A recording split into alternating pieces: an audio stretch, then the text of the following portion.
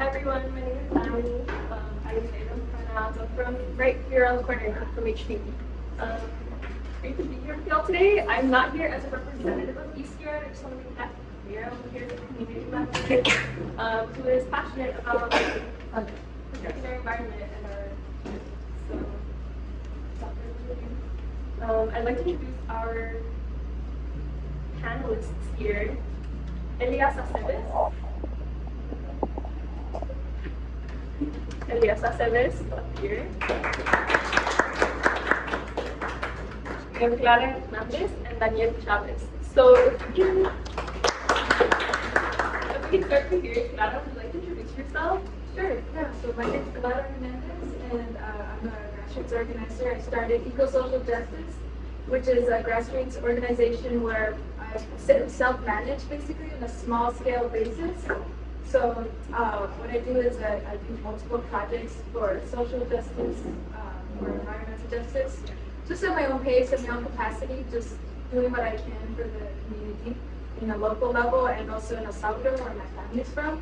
So I've done some projects out there, and yeah, so I'm also a member of Peace Fest, which is the committee in solidarity with the people of El Salvador. So I'm up here representing them as well, and yeah, I'm excited for this past.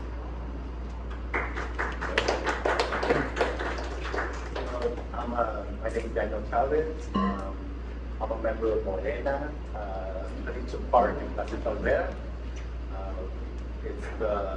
It's the party that's in power in Mexico at the moment and has been in so for about 6 years. So yeah, I'm also part of Food Not Bombs, Southeast LA. Distributing food to whoever is hungry and the Catholics every 2 months. So yeah, just happy to be here. Thank you. Before we pass it over here to Elias, if you're with us.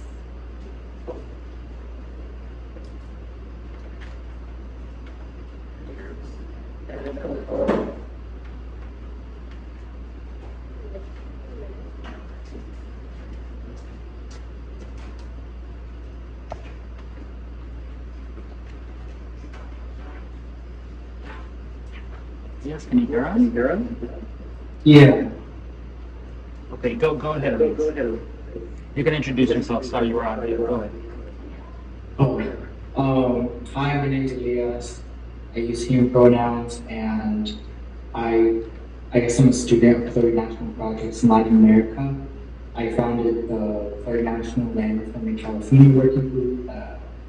I guess focuses on how we can glean lessons from these indigenous peasant movements that have arisen in not only Bolivia and Ecuador, which are like plurinational states now, but have spread across the regions such as in Guatemala, in southern Peru, and also recently the rejected plurinational constitution in Chile. And so that's kind of my focus and kind of the angle that I'm coming in for this panel. So thank you so much, and I'm calling in from Santa Cruz, Bolivia right now. So yeah, thank you.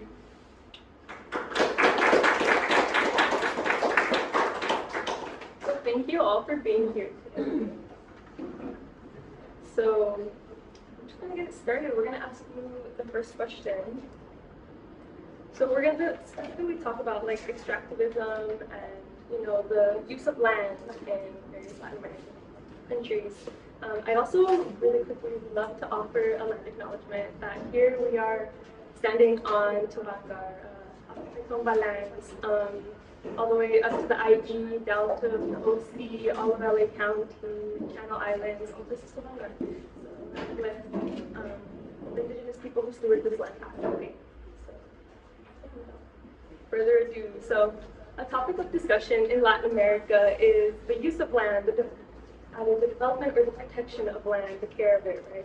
So I'd like to ask you all, like with your affiliations that we have heard a minute ago, yeah, what are y'all doing about, like, how are you partaking in this conversation? How are you actively working this issue? Find the balance. So I went to Humboldt, California, Humboldt up north. I studied environmental studies, and I emphasize an appropriate technology, which is environmental engineering, a new fancy way of saying that. And I'm also minored in Native American studies. So, and I did take a few classes on Latin America and everything that's going on out there. So I would say that out there, yes. Well, I just want to start before I even get into that. So, yeah, climate change. The climate is changing in Latin America. 2023 is the warmest year on record right now in Latin America. So yeah, I mean, there's a lot going on. There is, I would say, there is some empowerment for indigenous people to manage their lands back, but in the political perspective, it's not happening enough. Any activists trying to fight for it are getting criminalized, incarcerated. I'm going to speak mostly for Central America because that's mostly where my emphasis is, and in El Salvador even more. So I'll be speaking more on that. And I mean, yeah. So it's just a common theme all throughout the Americas: land grabs, conservation efforts, where sure they're trying to. You would say that the whole world is paying attention to these climate issues in Latin America. Stop there and pass it on to you. Can I actually ask you before that? The last time you were in El Salvador, like, what did you see? Yeah. So out there, when I was there, I've been there 3 times. The first year, I believe, was 2022, and then 1 year after that. So I was there basically the whole time during his presidency. And what I saw, which is cool because I did see different perspectives. So my dad's side lives in the rural areas, so I got to see cabañas in the rural areas where some of the indigenous communities are. My mom's side is she's always been a little more. Her family's been a little bit more on the wealthier side, a little bit in the city, San Salvador, and then I did get to explore some of the tourism out there as well. So yeah, I mean, I saw lands up for sale. My dad purchased one of these lands by the beach, mostly for families so that we can have a place to go. But I did see that in these tourism areas, that there was mostly, you could say, white people, that there was mostly wealthy people, tourists, and that everyone that was local was the domestic workers. They were trying to sell. They were vending in these areas, and they weren't being empowered. They weren't being, how do you say, centered in their own lands. So I saw a lot of that, and just I noticed that a lot of the people there, most of the women, I would just see frowns in their faces, and I didn't see what the media is saying about something, that it's better, it's good, that it's come and check out the country, right? It wasn't what the media is saying, that it's better and that the people are happier. No, I didn't see that. Like what I saw was, I didn't see any protests, but I did see activism, like graffiti all around the walls, just like like education over militarization, things like that. A lot of art that centers community, and yeah, so yeah, that's what I saw. Thank you for sharing. Ask you the same question. So between the land conservation and the citizenship. I would say the current political party, Morena, is taking multiple approaches to that question. In areas that are more underdeveloped economically and historically, I think they're trying to bring more contact to resources, to electricity, roads, stuff like that. Glen Maya, I think, is a good example of that. It's gonna go through places that have been economically underdeveloped, and they're bringing job opportunities to the people there, and local And it's not just like a tourist train, it's mostly made for local people. And you can like really travel the entire south there. Oaxaca has been getting more roads and infrastructure as well that they've been asking for. And on the other side, on the conservational end, Morena has been implementing a great program called Sembrando Vida, which has so far reforested about more than 1 million trees and plants. They're also helping people kind of preserve their tejidos, which are a side of a type of commune or cooperative, agricultural cooperative that people can participate in. And also the forms that they're motivating and they're funding people to be more self-sufficient agriculturally. So they're also making these reforms in their agricultural types, integrating it with the landscape, the local landscape. So all these things are been implemented, and even though there has been criticisms about the Maya, there has been a lot of care and to preserve what is there. It is the South, so it's very tropical. It's not like here where you go to train and you might cut a few trees. Over there, it's densely covered in forests, so there's going to be that, but it's making sure that you do the least amount of damage. I think that's very important. Right, so like on the Tren Maya, I know that some Maya folks were actually saying that it's going through our communities. We don't want this train. It's gonna develop the land that is being like actively cared for by people. Or, like, we have train tracks all over our communities here, right? Like you see how they like divide like communities from each other. Like, how do you feel like is there? How are indigenous people like along these like the track of the Maya, like how are they being uplifted? Specifically like Mayan people, like the train is literally called Maya. Yeah. How are they involved in the conversation here and there? Yeah, a lot of the stops along the Maya will have cultural centers. They're actually preserving and the agricultural sites. They're improving them by hand. Not bringing in like chemicals and construction, modern construction. They're trying to reconstruct it like they did back then. So they're trying to bring a lot of sites that just recently have been discovered back to life. So that's a consideration.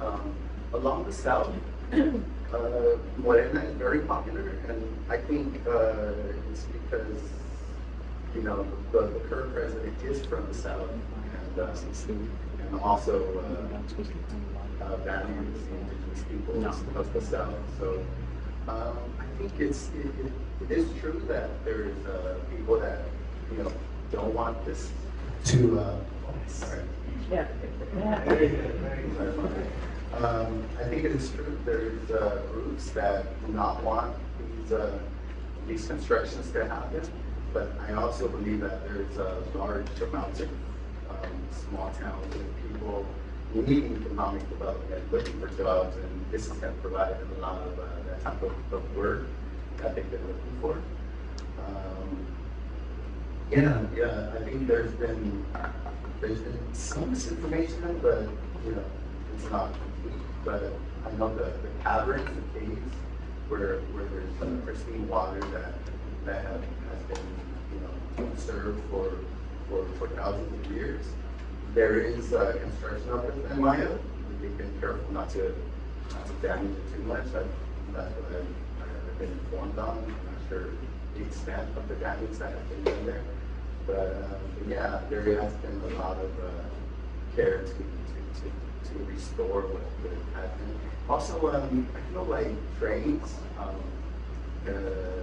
they're a lot less damaging than domestic flying or freeways, So I think it's the best choice out of all the choices that we have of mobility. And even here, we promote train riding. Domestic flights are extremely carbon intensive. And yeah, just, I think that's often, there's also been a lot of these passages for animal land that have been constructed over the land, and kind of like one that they built here in Malibu. So yeah, they did a few more than a few of those. And, also there was 400 rescued and restored or relocated animal species and individual animals that have been rescued from the project and construction.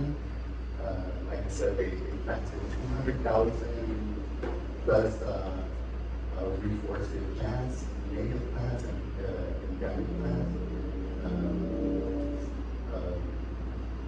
to do the construction. So, yeah. Cool. Cool if we pass it to you, Elias. Really time for the question. Yeah, how are you? The microphone. Yeah. The microphone. Yeah, sorry. Okay.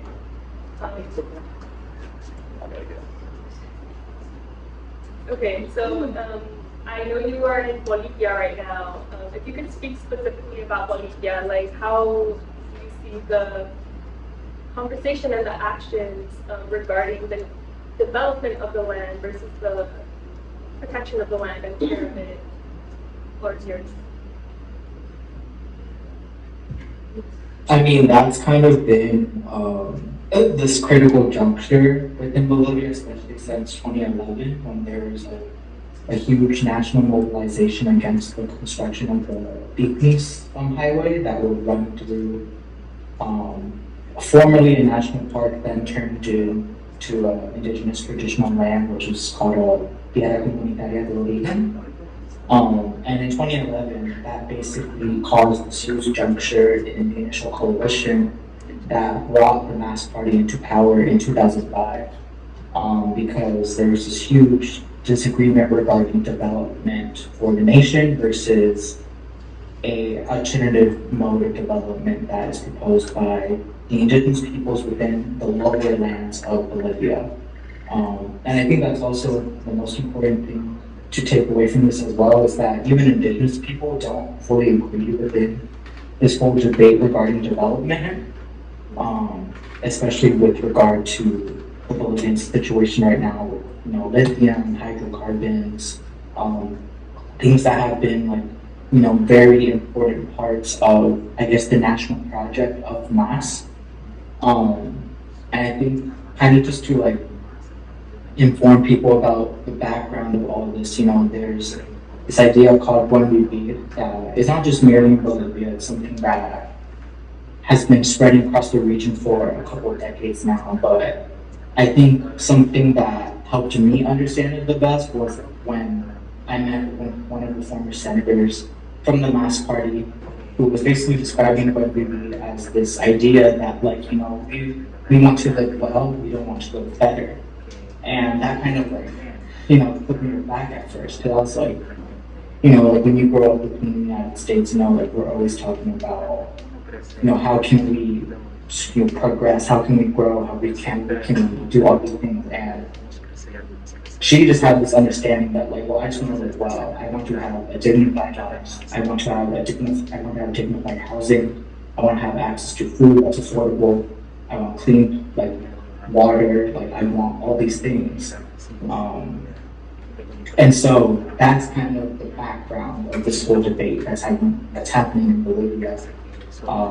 Is this disagreement within the whole country regarding how do we both develop and ensure that everyone gets to develop and to live a good life, while also not falling victim to extractivist industries that are polluting water, that are displacing people, that are messing up ecosystems, that are affecting glaciers that feed the rivers and lakes, of course, within the Andes.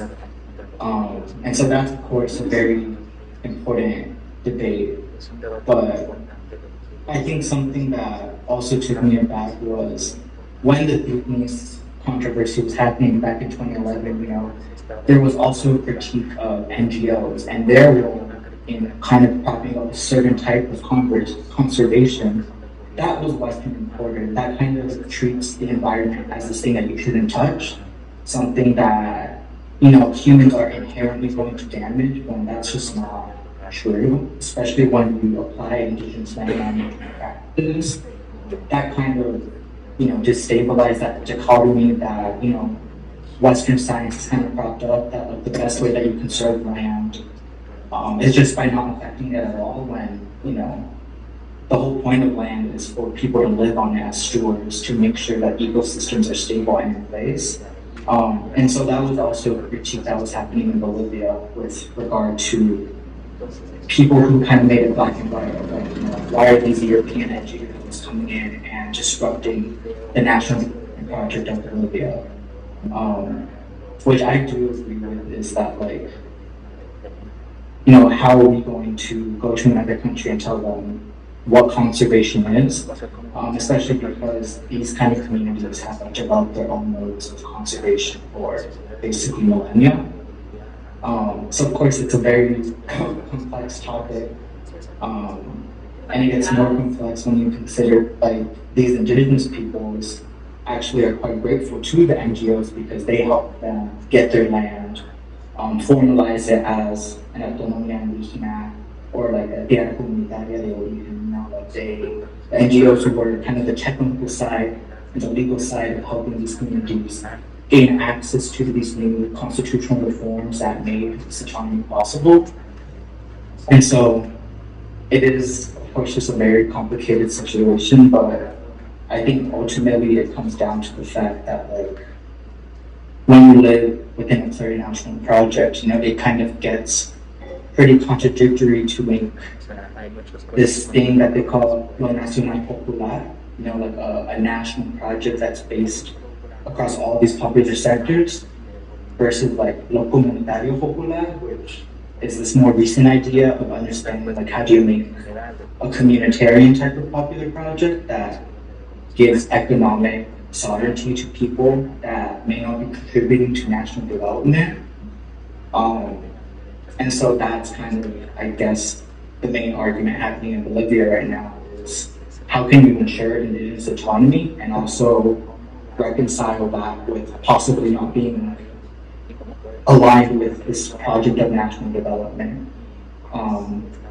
Because ultimately, like, these indigenous peoples both love Bolivia, but they also understand it as a state that is laying claim to their land and their subsoil rights, whether that be water, hydrocarbons, etc. So, of course, it's very complicated, but it's nevertheless very important that all these organizations still stay committed to the fact that they cannot lose power to the right wing. And they're going to commit to struggle through those contradictions because they know that if any sort of right-wing movement that is based here, primarily where I'm at in Southern Peru, comes to power, then they will totally destabilize the proceso de cambio that has started there since Evo Morales came to power in 2005. So, there's contradictions like everything else, just like how every other panelist has been talking about. But I think the most important thing is that these indigenous peasant movements are committed to the fact that they can't lose power to the fascist right wing that is surging right now, and they'll do everything in their power to ensure that. So yeah. Yeah, if I could ask you, are you aware of any like local wins that have been achieved in the fight for like water protection and land protection?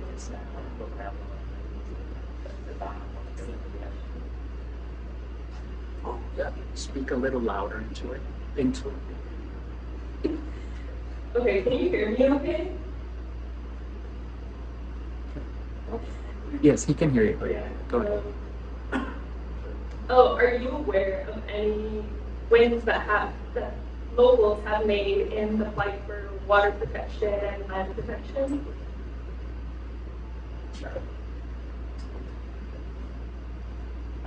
Elias, did you hear that? Oh,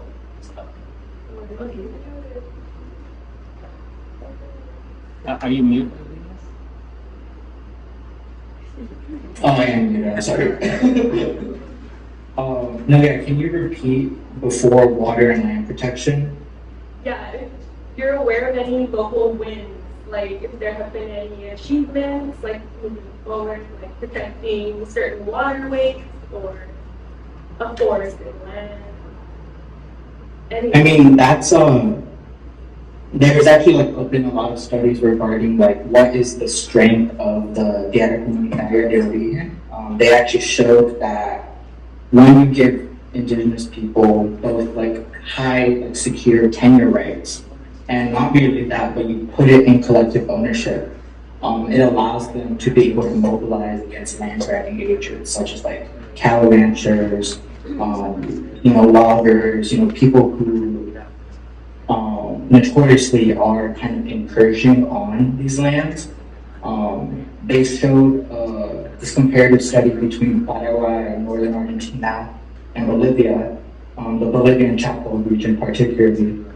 And they showed that basically within that region where there are TCOs, they showed that deforestation rates were like extremely more low compared to their Argentinian counterparts that didn't have such robust forms of indigenous land rights, collective rights, or types of tenure security. But I think the most important thing out of that is that it wasn't just like the legal side that helped protect the land, but it was also like the organizational capacity of the people that live there. The Guarani, particularly within the Chaco region of Bolivia, are one of the most organized populations within the country. They were actually one of the first ones that formalized an indigenous autonomy back in like 2015, 2017. Because of that kind of basis of collective organization that they've had since like 1986. And so, we can talk all about, the importance of constitutional reform, legal avenues to ensure that there's indigenous autonomy and collective rights. But ultimately, what is most important is that people are organized to be able to access those kind of legal avenues, because the way that they're able to protect themselves is the fact that they have like these subcommittees and like an entire assembly that basically constructs the quantity territory. And I think that's also an important takeaway when we talk about like plurinational states, plurinational constitutional reforms, is that the effectiveness of them are only as effective as the kinds of collective organizations that exist in those territories. Because without that, then you just kind of have like a legal title there that are just words on paper, but that kind of won't mean anything unless you have your community ready to like act on that and be able to sue, be able to fight back, et cetera, et cetera. So that was one thing that I could see, like how extractivism was like effectively fought by those kind of both organizational things and also legal things that Bolivia has solidified. And with regards to water, I'm actually not quite familiar with that. I'm actually more familiar with the bad things of like how the glaciers are melting. So I'm sorry about that. That's okay. I would like to ask, you've used this word plurinationalist a couple of times. Could you just offer the room a definition, what that looks like in Bolivia? So, plurinationalism, there's a lot of debates right now regarding it, but I guess like a good definition to start off is that instead of having like one nation, one state, you actually understand that whatever kind of polity that you're talking about has multiple nations within it. So in Bolivia, there's now 36 recognized nations. Now after the 2009 constitutional reform, similarly to Ecuador, that actually passed a year earlier. But currently right now, a lot of, thinkers and movement leaders within the plurinational movement are kind of thinking about like the limits of a plurinational state and whether plurinationality is even possible within a state framework. And I guess that was what I was referring to earlier when I was talking about lo nacional popular versus lo comunitario popular, is where they're kind of grappling with the fact that like, oh, when we talk about plurinationality, are we talking about like just a legal document that recognizes us as like these autonomous nations within a place? Or is this something more deeper regarding like, how do we organize our communities ourselves so that we can produce that kind of citizenship amongst ourselves to see ourselves as sovereign and argue for it? And so that's kind of the stage that plurinationalism is now. You know, it's been about 15 years since like Bolivia and Ecuador have gone on to this trajectory. We've seen Chile has recently rejected it. Guatemala is currently struggling for it. And so these kind of things are kind of always changing, but at a baseline, I think for us as like North Americans to understand it, it fundamentally is undermining our understanding of like one nation, one state, one culture. And basically it's telling a more realistic depiction of like what people are, what societies are.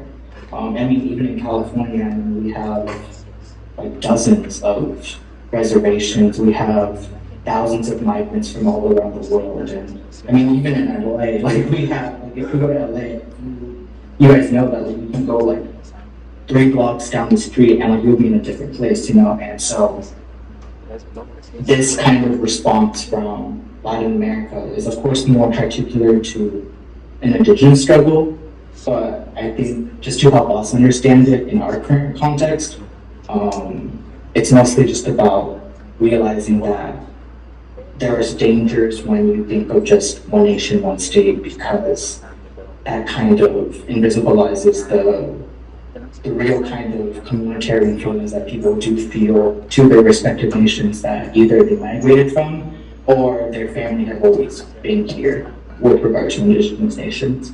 And so I guess that's kind of a summary that I can give, and if anything needs to be clarified, please let me know. Great, thank you for that. Okay, thank you for that, Elias. I'd like to ask you the next question. Thank you all for your answers so far. Speaking specifically about extractivism, which is an economic model that practices the removal of massive quantities of natural resources for profit and export out of their homelands. So, what is your opinion on the necessity of development for the well-being of Latin America? That's the first question. So I would say that that's definitely very harmful for the environment, and my opinion is that often people see conservation and development as separate, but we need to see it as a bridge, rather, where it supports one another. I have to see it that we can coexist with nature, and it can be beneficial to the environment, beneficial to the people, beneficial to even the economy. So I would say that that's extractivism is not the way to go, but of course the government is prioritizing profit over people, over the planet, and it's just, you know, it's just not. We need to see it as, we need to see conservation as community-based, and there is a major shift in empowerment of local communities, and especially in rural development. And what we need to do is allow local and indigenous people and local people, give them decision-making, management of natural resources, and it will flourish. So there are some examples of that in the U.S. and it's like raining out throughout Latin America, but the thing is, well, I'll speak for most of Central America. It's getting criminalized for going to prison. There are protests in El Salvador for the environment, pro-environment, but it's seen as a threat to the government. It's seen as a threat because it's removing profits. When government sees empowered communities, it's a threat that they don't want their power to be taken away. So they're criminalized, and they are building Salvador. They're building giant prisons where they just throw them all in there, and people are scared. People are scared to protest against this, but they're still doing it, which is amazing and brave. But yeah.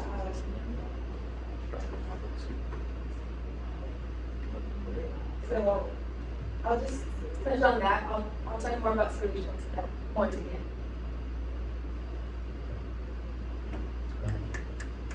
end. In respect to Morena, I think it's also very complicated because being such a big country, having such high demand and consumption of these fossil fuels and extractivist materials, that what they're mostly focusing on, I would say, is bringing those resources, from a local place, which is the petrol that is being produced in Mexico. It used to be 90% imported, now it's only 10% imported. They've been focusing on building and buying refineries to refine their own petrol. They used to export their raw petrol oils to the United States and to get it refined. As Pablo sometimes says, we were selling oranges and buying orange juice. It wasn't making much sense. It's not. I would say it's not so environmentally focused, but I would say it's not environmentally focused because the importation of these materials also contributes to the problem. I think the purpose of using these materials locally and internationally is to benefit people from being more egalitarian and social benefit instead of only benefiting those companies, because after all, Mexico does have its own oil company and reserves. I guess it wouldn't really be a company, but it's owned by the Mexican government. And now that Morena's in power, those discounts and benefits will go to the people. There are also lithium reserves that have been discovered around the Sonora area. I think there is plans to exploit that. Really, it's not a very highly populated area, but I think looking towards the future, we could, if we don't reduce demand, then we have no other choice but to look to replace fossil fuels if we're not just going to use up all the fossil fuels and bring climate change faster. So it's a temporary fix. I think personally, that a good midterm and long-term solution is to promote less consumption of these things. I think you could say that about Mexico, but if we are going to talk about these things as an activist in the first world in the United States, I think we should focus on bringing those types of thinking and policies to these types of countries first. After all, we consume way more than any other developed country here in the United States, with 4.3% of the population. We consume about 25% of fossil fuels. We produce about 25% of waste in the world. you know, I think sometimes we do, you know, try to preserve what we think, you know, is other cases in the world, but as once again, as an activist in the first world, that sometimes can come off as paternalistic or chauvinistic, and not to say that it always is, because we should, you know, think logically about these situations and problems, but we also have to recognize that the demands, the social demands of people. So, yeah, I just want to leave it there.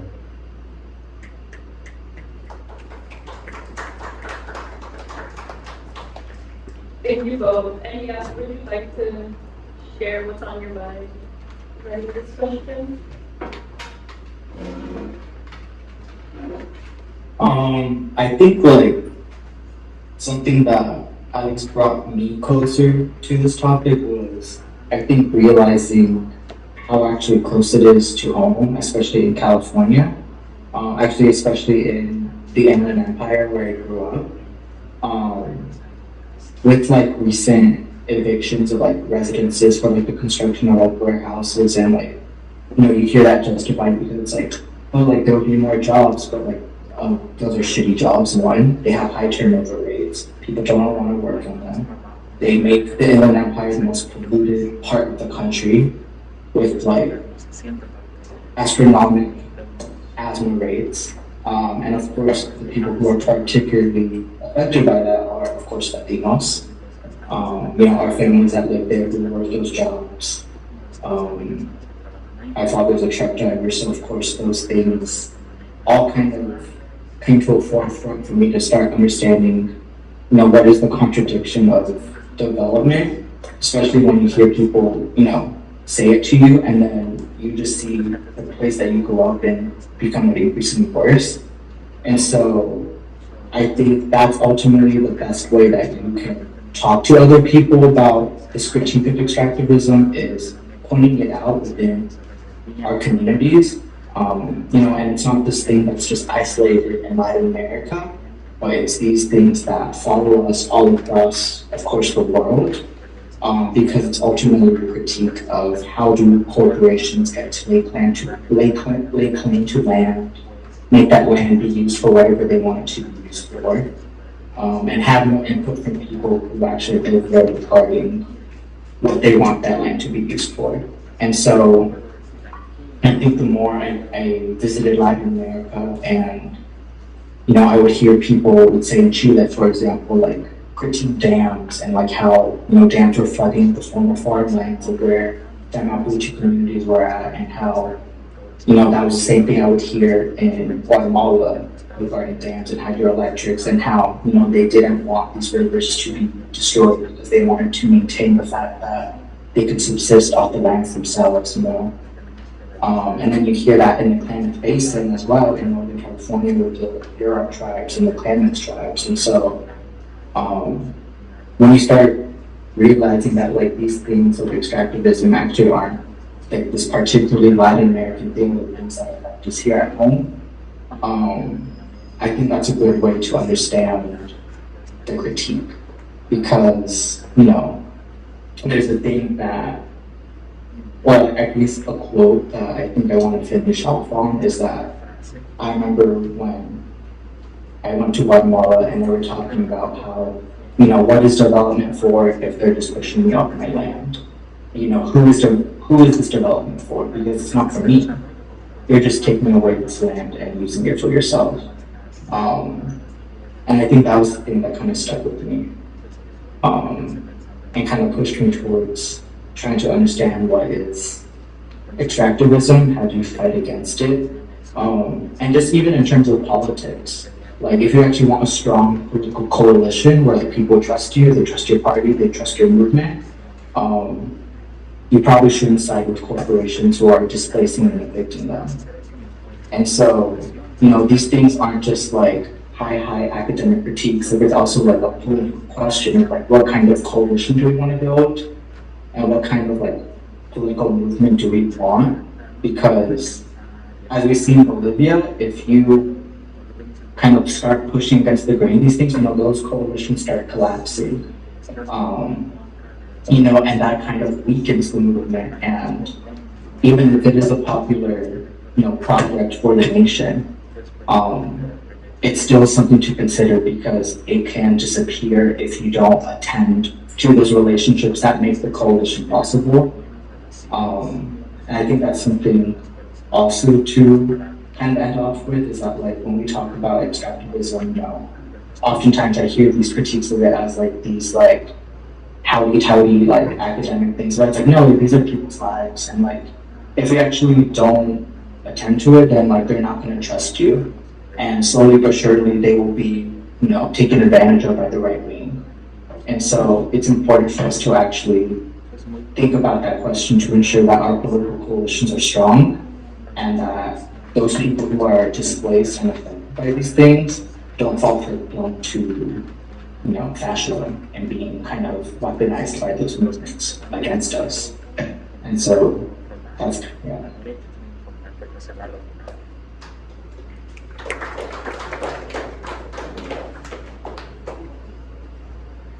Thank you all. So for the last question, I'd like to ask, with all due respect and honor to the indigenous people who steward the land we're speaking on and working on, how can we collectively ensure that their sovereignty of the land is respected and uplifted?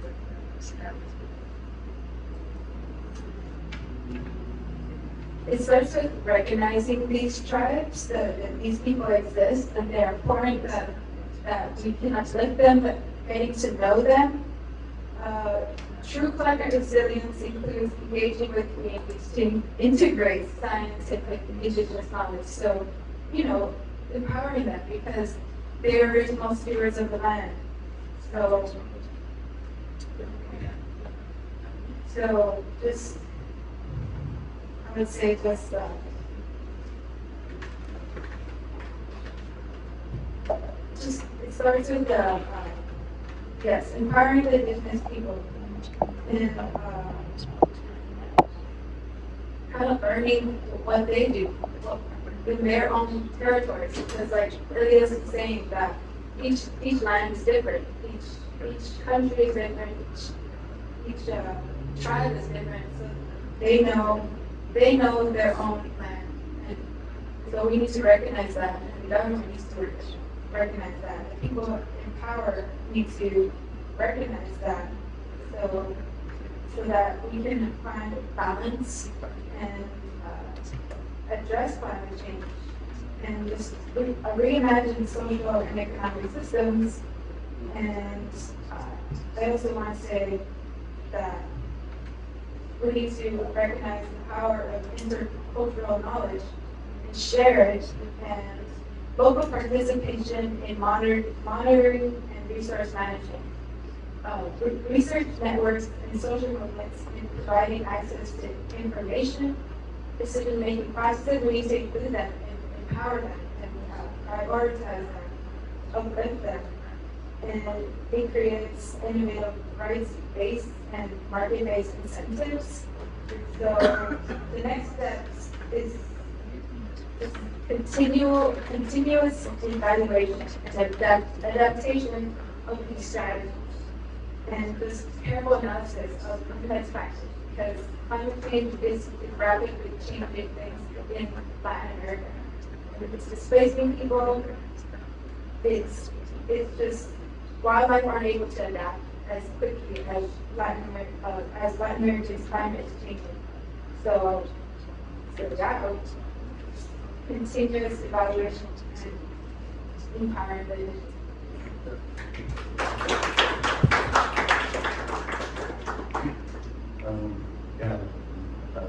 One of the things, one of the programs I'm most proud of Morena implementing besides Santa Maria is beginning the Institute of Indigenous People, which was founded around 2019 in order to provide more autonomy, more resources to indigenous peoples and tribes just recently the Yaqui and the Sevi, Sevi, S-E-R-I, tribes in around Sonora were visited by the current president and the incoming president to look at the progress of giving land back, of investing in housing, water infrastructure, electrical infrastructure, roads,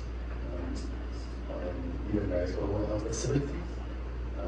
We have been, I think the Sevi received about 20,000 hectares back, and the Yaqui about 2,000. And the Institute have been doing great work through all of these years. Giving them more autonomy, recognizing Afro-Mexican communities in Mexico. And yeah, they have plans to keep it the same. I'm just lying right now. I just wanted to also touch on the restoration project in like Mexico City, the Chinampas of Portuguesco, the lake, have been being restored, and also the longest part of Chapultepec, I believe. It's like a central part of Mexico City that's even bigger, and it's been receiving big investments in big cultural facilities within the park, and just restoration as well. So that's one of the things I'm most excited about is Claudia, on her very first point of the reforms that she wants to bring in when she becomes president, is more recognition and how to these indigenous people and Afro-Mexican communities.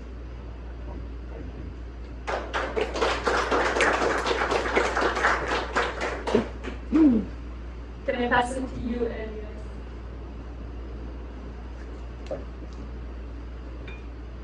I mean, I think ultimately it is regarding like the administration and like control of like the resources that are in their land. And I guess that gets difficult, of course, when the management and control of those resources may kind of conflict with national or like state development goals. And I think that's ultimately like the hardest thing to kind of jump over when you talk about like a state, and a state may like lay claim to all the land and all the resources that it controls. But then how do you make space for the fact that like some people actually may see land not as just merely land but territory, territory that's been inhabited and managed for hundreds of years, and so that gets really complicated. And even over here in Bolivia, that's ultimately the main struggle right now is that, they've begun to formalize indigenous autonomies. They, of course, had las comunidades de origen for 2-3 decades now.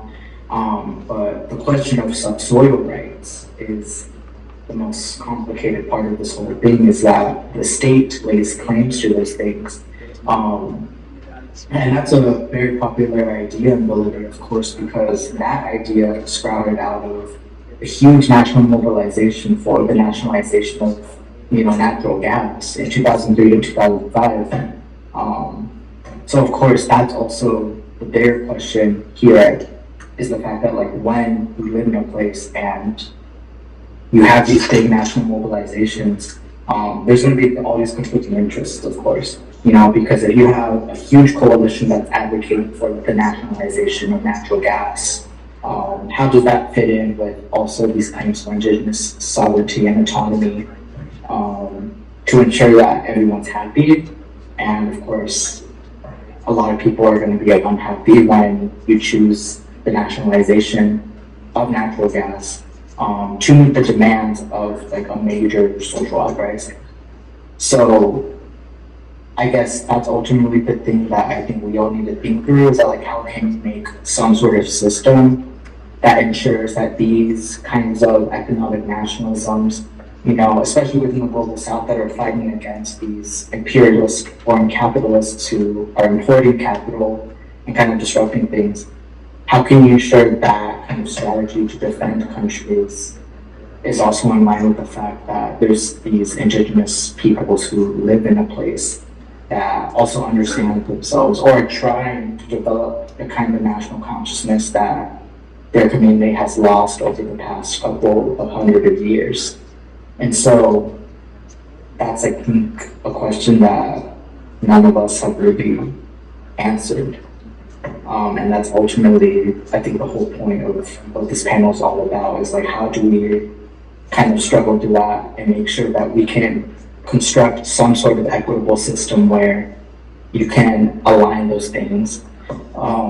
Especially because we should never be advocating for like the balkanization of a place. I mean, we saw what happened in Yugoslavia and like all of Eastern Europe. Like those things just birth horrible ethno-nationalisms that like target ethnic minorities and other kinds of people that leads to just a lot of bad things. And so we have lessons from the 90s to ensure like that's not the path that we need to go down because it just leads to immense violence. And it also leads to capitalist exploitation, especially from the United States. And so, at the end of the day, like when I hear this question, I genuinely don't think we have the answer yet. But I can assure you that the answer is definitely not something that replicates, you know, post Soviet collapse in the 90s in Eastern Europe, because those things, of course, lead to really bad things. And of course, I think the ways that these questions will be answered, I mean, they're already being thought about right now. And I think that's also an important thing to have in the back of our minds. Like when we ask these questions, like these are questions that, you know, people within Latin America, especially within these plurinational movements, have been grappling with for like decades. And they have their own thinkers, they have their own, you know, movement leaders that are always struggling with this fact. And I think sooner enough they're going to give us an answer. But right now I think we just have to ensure that we never advocate for probably the balkanization of a place, especially how that may align with US foreign interests. So yeah.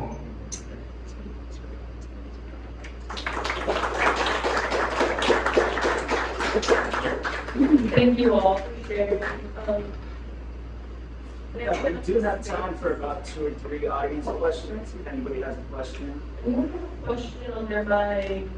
Would you like to know?